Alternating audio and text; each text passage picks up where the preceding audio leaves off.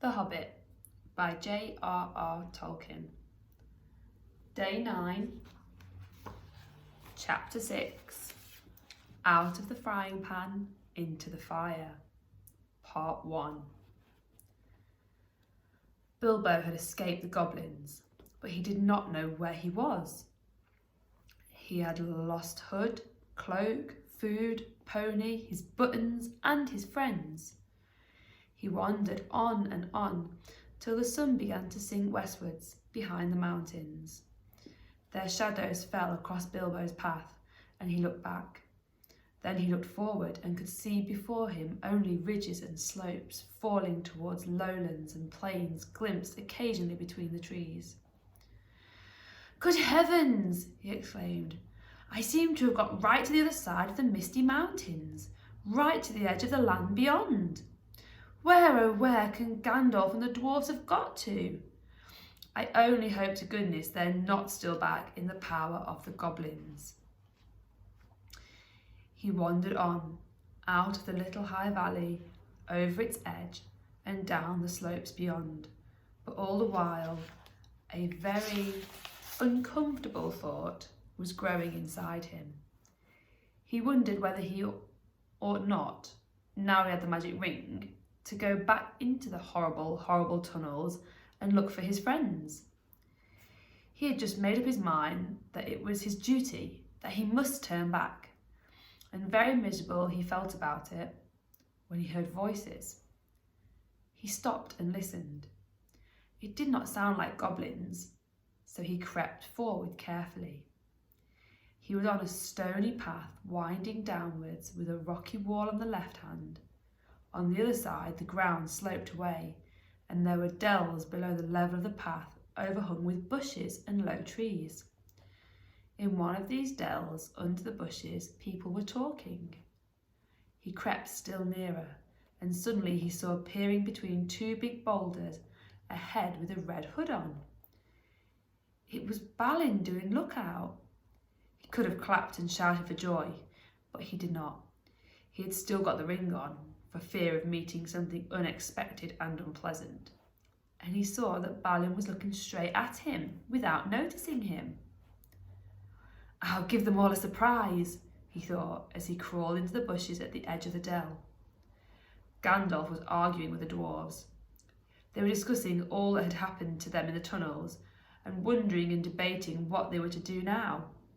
The dwarves were grumbling, and Gandalf was saying they could not possibly go on with their journey leaving Mr. Baggins in the hands of the goblins, without trying to find out if he was alive or dead, and without trying to rescue him.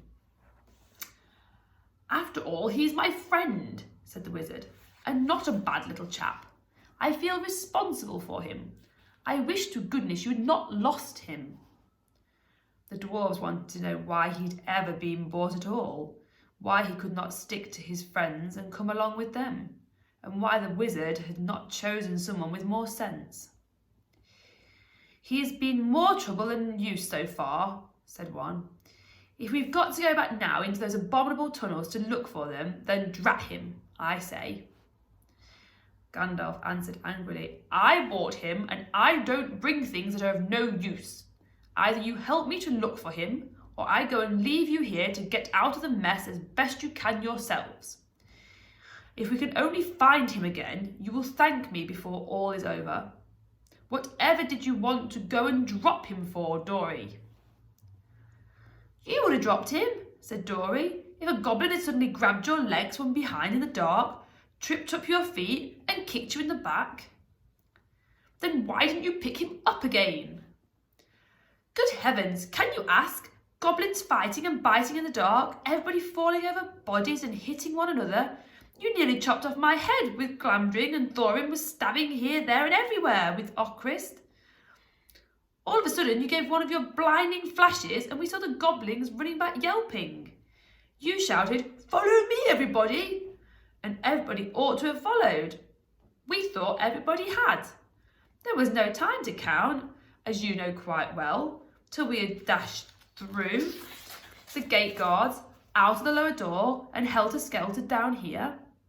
And here we are, without the burglar, confiscate him, "And here's the burglar," said Bilbo, stepping down into the middle of them and slipping off the ring. Bless me, how they jumped. Then they shouted with surprise and delight. Gandalf was as astonished as any of them, but probably more pleased than all the others. He called to Balin and told him what he thought of a lookout man who let people walk right into them like that without warning. It is a fact that Bilbo's reputation went up a very great deal with the dwarves after this. If they'd still doubted that he was really a first-class burglar, in spite of Gandalf's words, they doubted no longer. Balin was the most puzzled of all, but everyone said it was a very clever bit of work. Indeed, Bilbo was so pleased with their praise that he just chuckled inside and said nothing whatever about the ring. And when they asked him how he did it, he said, "Oh, just crept along, very carefully and quietly." "Well, it's the first time that even a mouse has crept along carefully and quietly under my very nose and not been spotted," said Balin, "and I take my hood off to you," which he did. "Balin at your service," he said. "Your servant, Mr. Baggins," said Bilbo. Then they wanted to know all about his adventures after they'd lost him, and he sat down and told them everything, except about the finding of the ring. Not just now, he thought. They were particularly interested in the riddle competition and shuddered most appreciatively at his description of Gollum. "And then I couldn't think of any other question with him sitting beside me," ended Bilbo. "So I said, 'What's in my pocket?' And he couldn't guess in 3 goes. So I said, 'What about your promise? Show me the way out.' But he came at me to kill me, and I ran and fell over, and he missed me in the dark. Then I followed him because I heard him talking to himself. He thought I really knew the way out, and so he was making for it. And then he sat down in the entrance, and I could not get by. So I jumped over him and escaped and ran down to the gate." "What about the guards?" they asked. "Weren't there any?" "Oh yes, lots of them, but I dodged them. I got stuck in the door, which was only open a crack, and I lost lots of buttons," he said sadly, looking down at his torn clothes. "But I squeezed through all right, and here I am." The dwarves looked at him with quite a new respect when he talked about dodging guards, jumping over Gollum and squeezing through, as if it was not very difficult or very alarming. "What did I tell you?" said Gandalf, laughing. "Mr. Baggins has more about him than you guess." He gave Bilbo a queer look from under his busy eyebrows as he said this, and the Hobbit wondered if he guessed at the part of his tale that he had left out.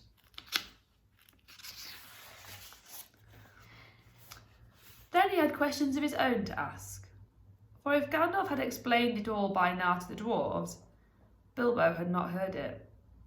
He wanted to know how the wizard had turned up again and where they'd all got to now.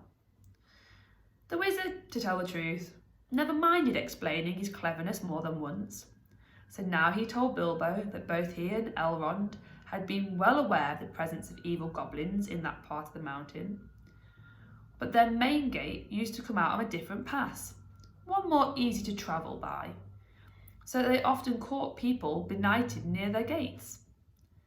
Evidently people had given up going that way, and the goblins must have opened their new entrance at the top of the pass the dwarves had taken, quite recently, because it had been found quite safe up to now. "I must see if I can find a more or less decent giant to block it up again," said Gandalf, "or soon there'll be no getting over the mountains at all." As soon as Gandalf had heard Bilbo's yell, he realised what had happened. In the flash which killed the goblins that were grabbing him, he'd nipped inside the crack, just as it snapped to.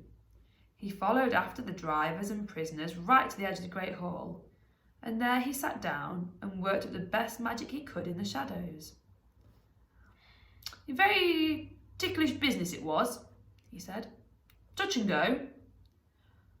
But of course, Gandalf had made a special study of bewitchments with fire and lights. Even the Hobbit had never forgotten the magic fireworks at Old Tuck's Midsummer Eve parties, as you remember.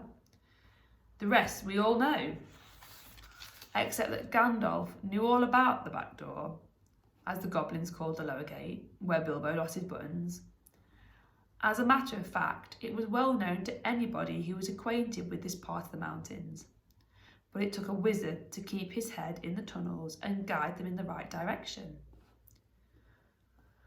"They made that gate ages ago," he said, "partly for a way of escape, if they needed one, partly as a way out into the lands beyond, where they still come in the dark and do great damage.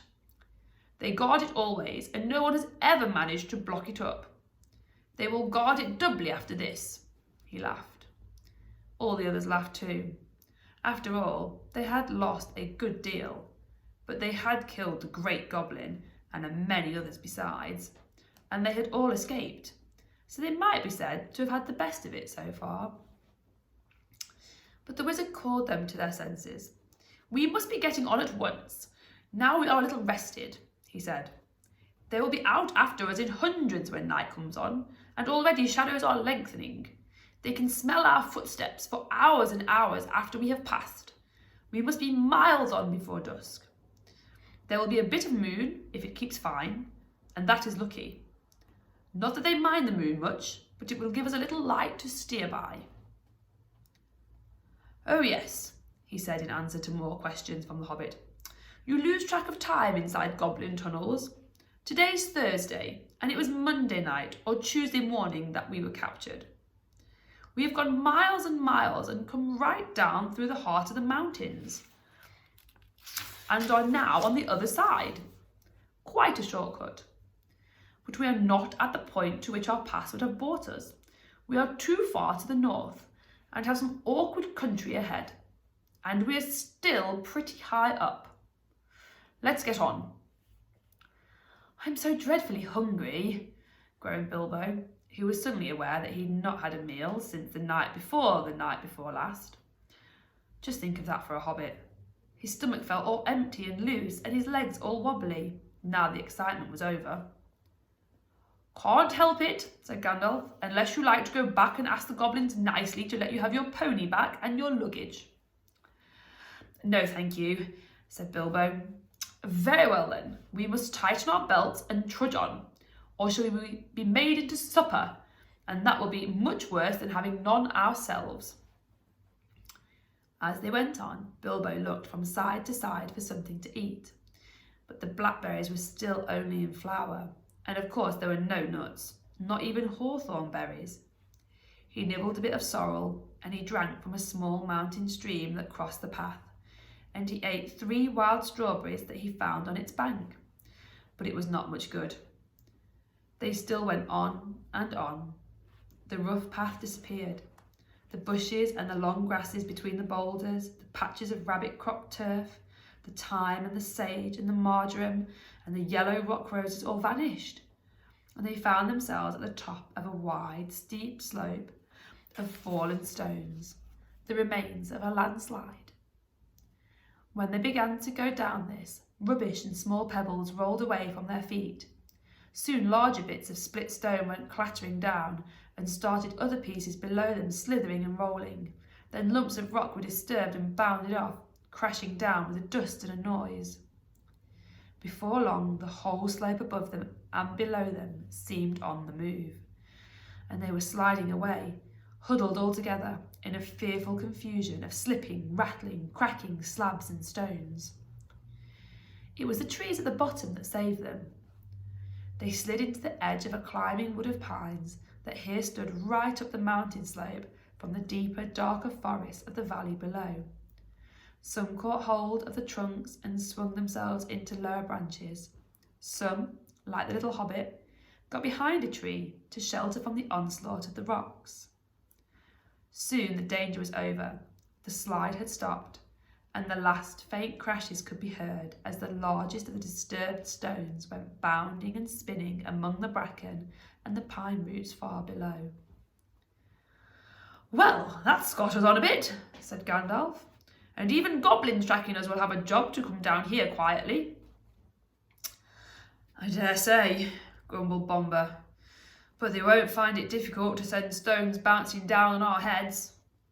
The dwarves and Bilbo were feeling far from happy and were rubbing their bruised and damaged legs and feet. Nonsense! We are going to turn aside here out of the path of the slide. We must be quick. Look at the light. The sun had gone behind the mountains. Already the shadows were deepening about them, though far away through the trees and over the black tops of those growing lower down, they could still see the evening lights on the plains beyond. They limped along now as fast as they were able down the gentle slopes of a pine forest in a slanting path leading steadily southwards. At times, they were pushing through a sea of bracken with tall fronds rising right above the Hobbit's head. At times, they were marching along quiet as quiet over a floor of pine needles. And all the while, the forest gloom got heavier and the forest silence deeper. There was no wind that evening to bring even a sea sighing into the branches of the trees. "Must we go any further?"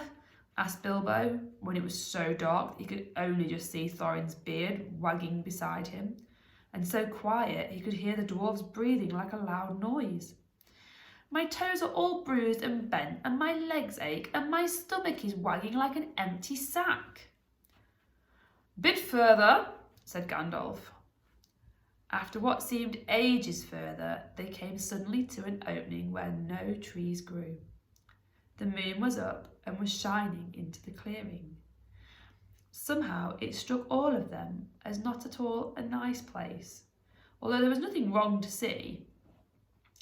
All of a sudden they heard a howl away downhill, a long shuddering howl. It was answered by another away to the right and a good deal nearer to them, then by another, not far away to the left. It was wolves howling at the moon, wolves gathering together. There were no wolves living near Mr. Baggins' hole at home, but he knew that noise. He had had it described to him often enough in tales. One of his elder cousins, on the Tuck side, who had been a great traveller, used to imitate it to frighten him. To hear it out in the forest under the moon was too much for Bilbo. Even magic rings are not much use against wolves, especially against the evil packs that lived under the shadow of the goblin-infested mountains, over the edge of the wild, on the borders of the unknown. Wolves of that sort smell keener than goblins, and do not need to see you to catch you. "What shall we do? What shall we do?" he cried. "Escaping goblins to be caught by wolves," he said, and it became a proverb, though we now say, out of the frying pan into the fire, in the same sort of uncomfortable situations. "Up the trees, quick!" cried Gandalf, and they ran into the trees at the edge of the glade, hunting for those that had branches fairly low or were slender enough to swarm up. They found them as quick as ever they could, you can guess, and up they went as high as ever they could trust the branches.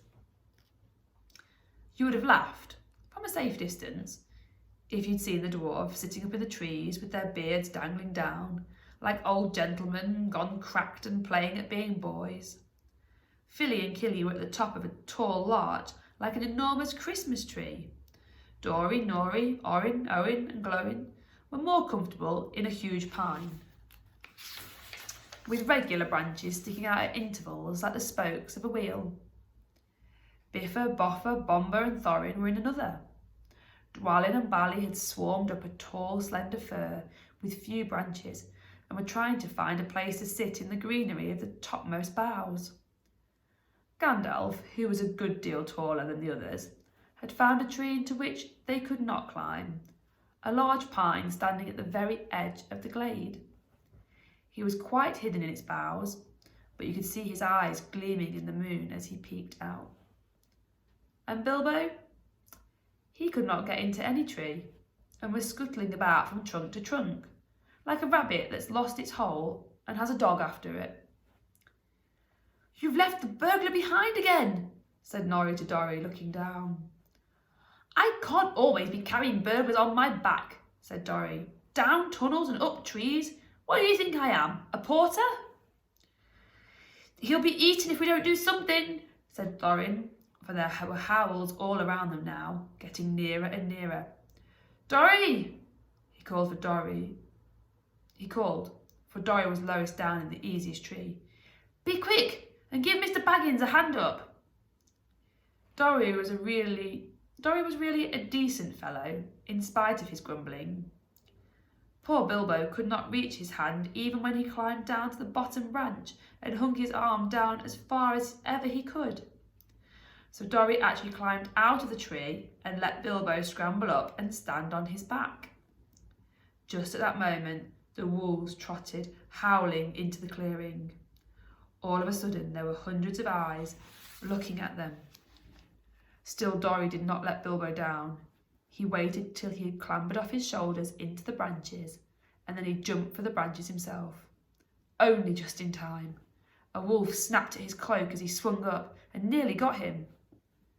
In a minute, there was a whole pack of them yelping all around the tree and leaping up at the trunk, with eyes blazing and tongues hanging out. But even the wild wargs, for so the evil wolves over the edge of the wild were named, cannot climb trees. For a time they were safe. Luckily it was warm and not windy. Trees are not very comfortable to sit in for long at any time, but in the cold and the wind, with wolves all around below waiting for you, they can be perfectly miserable places. This glade in the ring of trees was evidently a meeting place of the wolves. More and more kept coming in. They left guards at the foot of the tree in which Dorry and Bilbo were, and then went snuffling about till they'd smelt out every tree that had anyone in it. These they guarded too, while all the rest, hundreds and hundreds it seemed, went and sat in a great circle in the glade, and in the middle of the circle was a great grey wolf. He spoke to them in the dreadful language of the wargs. Gandalf understood it. Bilbo did not, but it sounded terrible to him, and as if all their talk was about cruel and wicked things, as it was.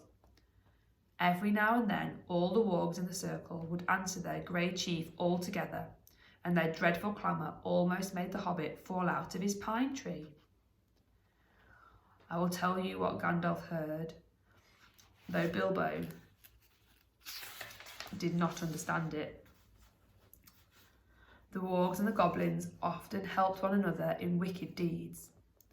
Goblins do not usually venture far from their mountains, unless they are driven out and are looking for new homes, or are marching to war, which I'm glad to say has not happened for a long while.